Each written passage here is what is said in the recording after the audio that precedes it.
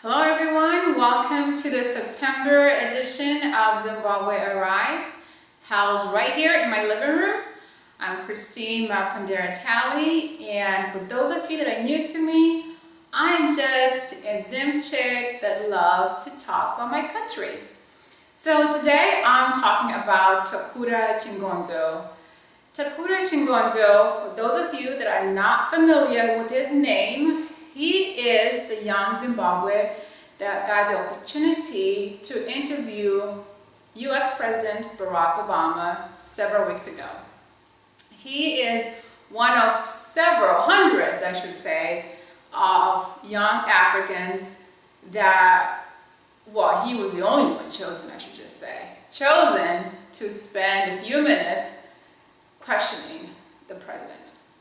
And he mainly focused on the problem with the sanctions imposed on Zimbabwe, particularly the fact that he has reached roadblocks because of these sanctions.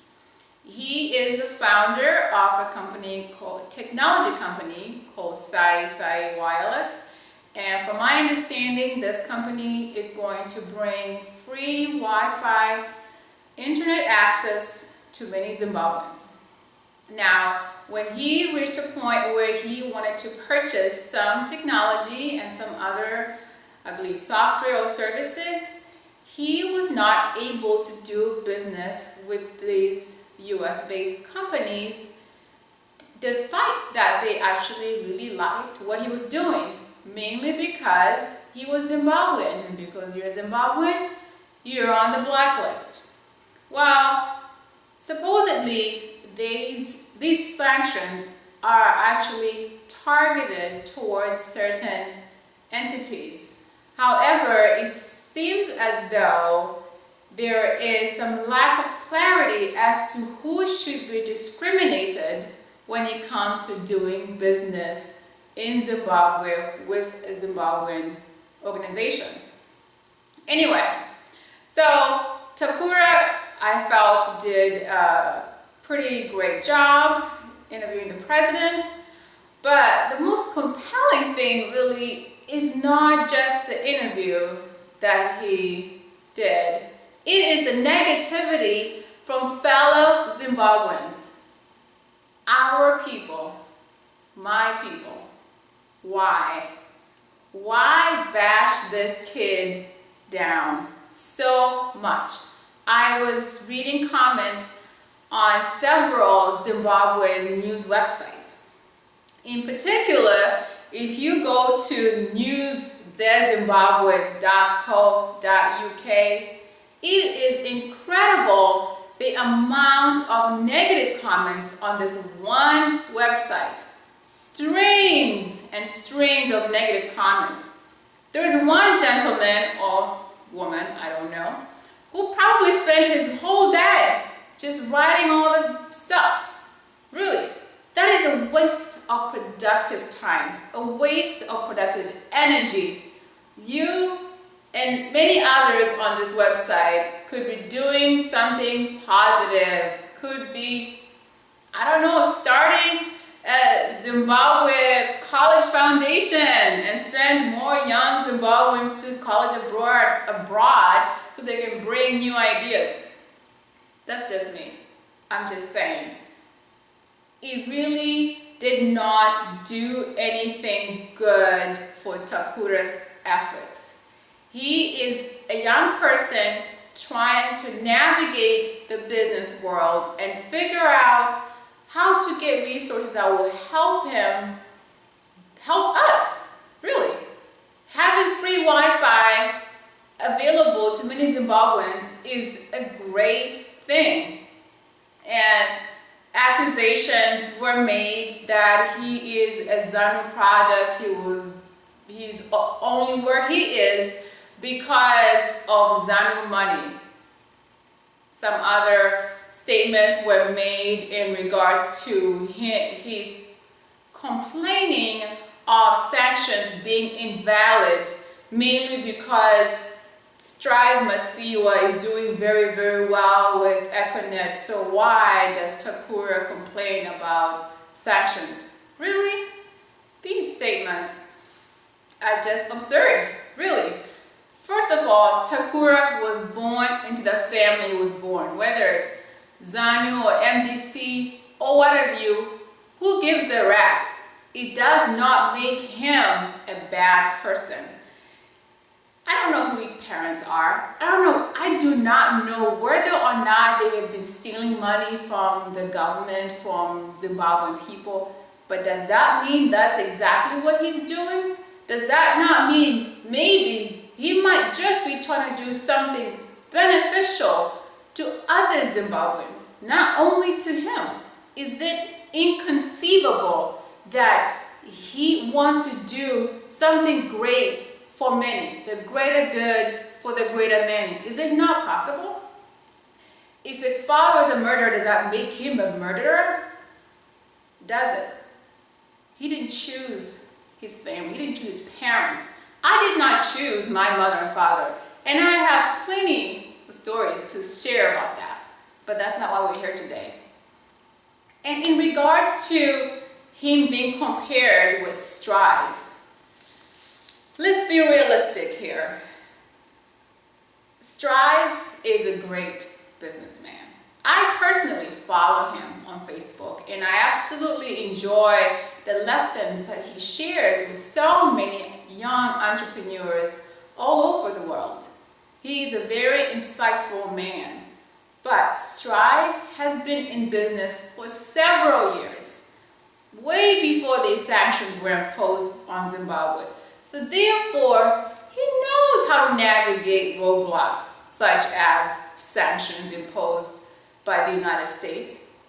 He has people he can call. He has built relationships and partnerships all over the world. These sanctions, are they going to stop him from progressing? No. He is someone on speed dial if there's a problem. He is an attorney on speed dial, an engineer on speed dial. He has people in places where they need to be to assist him. Keep going.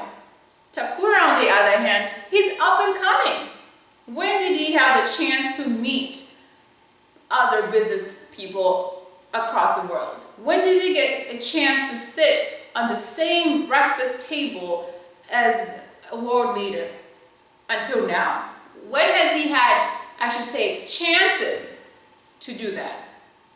So I just think some of these comments, I just not thought through. Why attack this kid who clearly is bringing something that will help many people? We need to be able to bring new technologies, new products, and new services to Zimbabwe, made by Zimbabweans. We don't have to rely on China or England or Germany or the United States, for that matter, to bring these new services. Does it mean if we are buying a service or product sent over by the United States, it is not corrupt? Does it mean there was no person along the way that was bought in the process? Someone got paid 50 grand to push this thing through. We don't know what happens behind closed doors. So we cannot point fingers at Takura and say, oh well, his family's ZANU, so that's only why he's where he is. I mean, he's in school. I'm sure people are not taking tests for him and exams for him. Are they? Who is behind the design of this company? The solutions being created by this company. Are people doing that for him, or is he not the person behind those ideas? So, Takura, kudos to you. Keep doing what you are doing, because what you are trying to accomplish is not hurting people. It is improving lives. There are billionaires in the United States that spend time and their efforts making sure the prison populations remain high. Petty crimes are punished heavily. The more people are in prison, the more money they make.